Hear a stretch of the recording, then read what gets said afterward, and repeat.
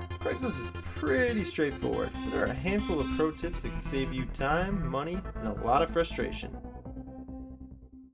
Today I'm going to be looking for a car. It's a very popular category on Craigslist.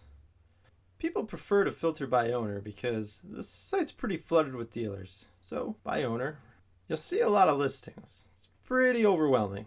So let's add some more filters. Minimum price? This is such an undervalued filter. $1,500.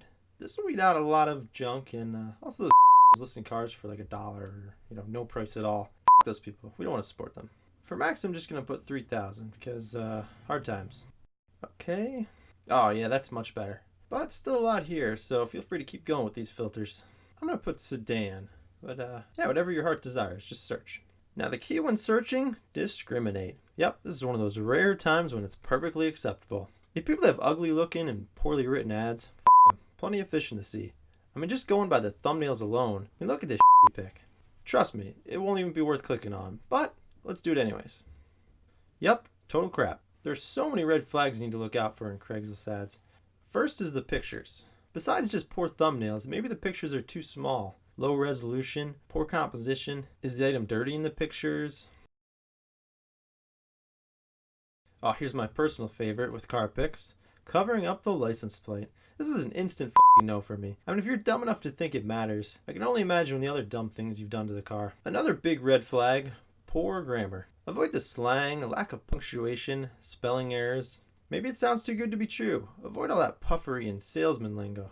95 Civic, 5-speed. It's really fast. Yeah, I bet. Flawless ride. Won't last at this price. No, definitely not. An overall lack of details or history. Call for more info. No, that's your f***ing job. Take 5 minutes and post that shit. Another red flag. Location. Is it located in a rough, sketchy neighborhood? Don't be afraid to look up the address online. This looks like a dealership. Those lying bastards. Who knows, maybe these are good items, and the poster just didn't realize his caps lock was on, or his internet sucked and he couldn't upload good pics. Well, maybe, but trust me, these red flags are legitimate. It's highly likely you'll be wasting your time if you see one or more. Yeah, this looks like a legitimate ad. Not seeing any red flags. Good. Says email, call, or text. Great. Calling is ideal because you can learn a lot more about the item and more importantly the seller, but texting or emailing is preferred by most introverts like myself. Hey, interested in the car. When was it last inspected? Do you own a dog? So, while waiting for replies, let's do some selling. Since we've already been over what to avoid in the ads, you should now have a pretty good idea of how to make a good one. First thing, prep the item for the buyers. Clean it like you're getting it ready for a sexy photo shoot. Take some really great pictures. Shitty cell phone pictures are acceptable, but quality pics from a big clunky camera will make a big difference. Remember to keep good composition and lighting. Then review and upload the best ones after you've photoshopped all the rust out. Okay, so fill in all the pertinent info and filters so people can find it.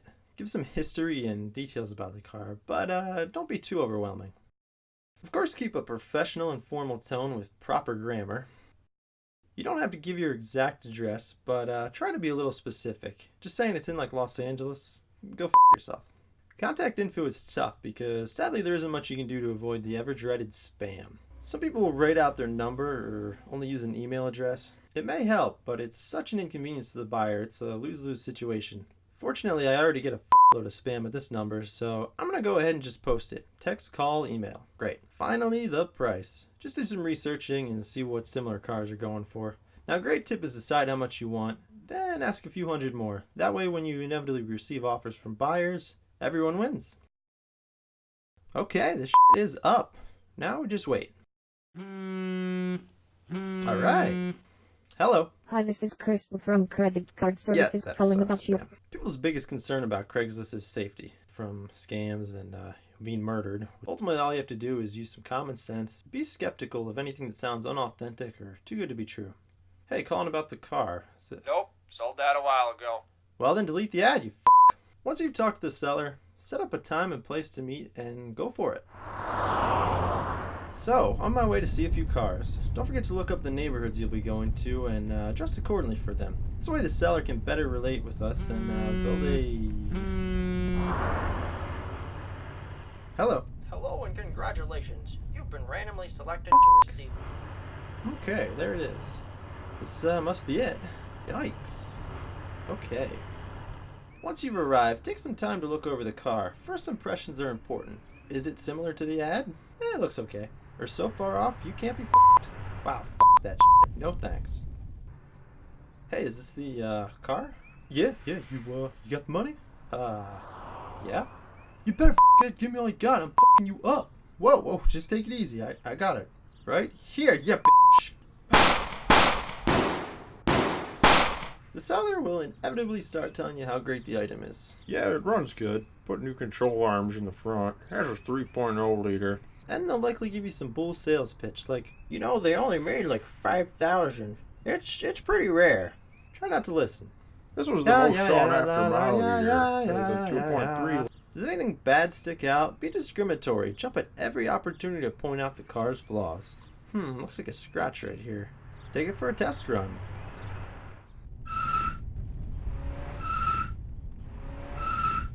Make sure to tell the owner. The brakes are a little soft. It doesn't actually mean anything or hold any merit, but just say it anyways. Remembering to jump at any opportunity to devalue the item. Looks like another scratch here.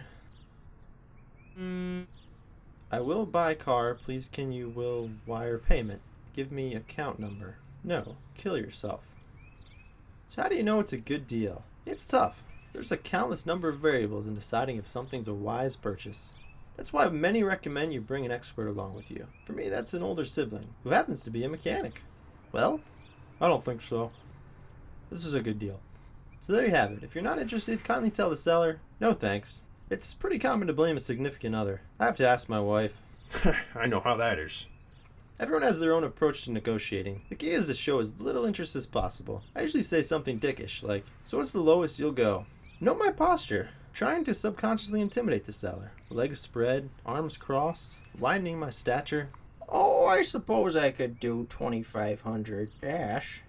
Even though I'm dancing on the inside about that price. What a senile old bag. Wow, cheap. I'd have paid way more. On the outside, you gotta stay moderate. I guess I can do that. Jeez, what a sucker. Hello. Hey, do you still have the car for sale? Yeah, it's still for sale. So back on the selling side of things, the principles are the same as buying. They'll try to talk the car down. Just got some scratches here in the paint. The brakes are a little soft. Ugh. Would you take 1,100? Ugh. Just hold your ground. Eventually you'll find a sucker big enough. 2,000? Sold.